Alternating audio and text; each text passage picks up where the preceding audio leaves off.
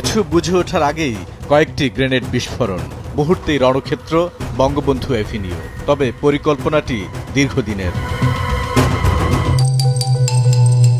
14 August 2004 হাওয়া ভবনে অনুষ্ঠিত হয় বৈঠক। বৈঠকে উপস্থিত তারেক রহমান, বিএনপি সরকারের স্বরাষ্ট্র প্রতিমন্ত্রী লুৎফুজ্জামান বাবর, বঙ্গবন্ধুর খুনি মেজর নূর, জামায়াতে ইসলামের সাধারণ সম্পাদক আলী আহসান মুজাহিদ, বেগম জিয়ার রাজনৈতিক উপদেষ্টা হারিস চৌধুরী, বিএনপি সরকারের উপমন্ত্রী আব্দুস সালাম পিন্টু, জঙ্গি সংগঠন হরকাতুল জিহাদের নেতা মুফতি হান্নান ও মাওলানা তাজউদ্দিন।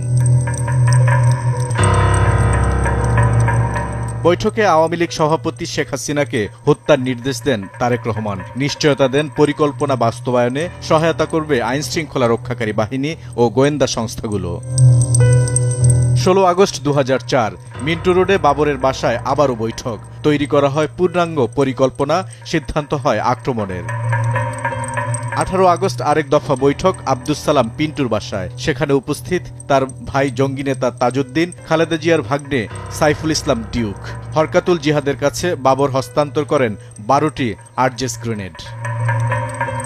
21 আগস্ট 2004 বঙ্গবন্ধু এভিনিউয়ে আওয়ামী লীগের সন্ত্রাস বিরোধী জনসভায় পরিকল্পনা অনুযায়ী হরকাতুল জিহাদের গ্রেনেড হামলা।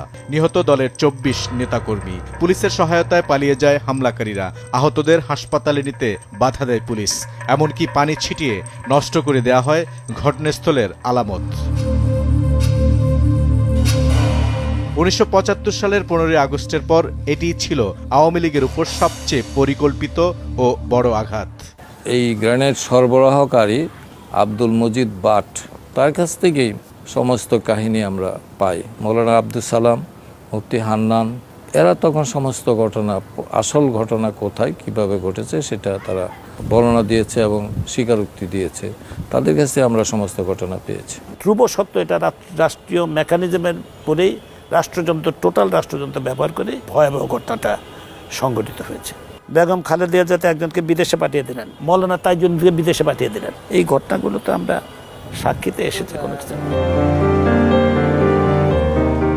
ইতিহাস থেকে এই জঘন্যতম অধ্যায় মুছে ফেলতেও চেষ্টার কমতি ছিল না তৎকালীন রাষ্ট্রযন্ত্রের।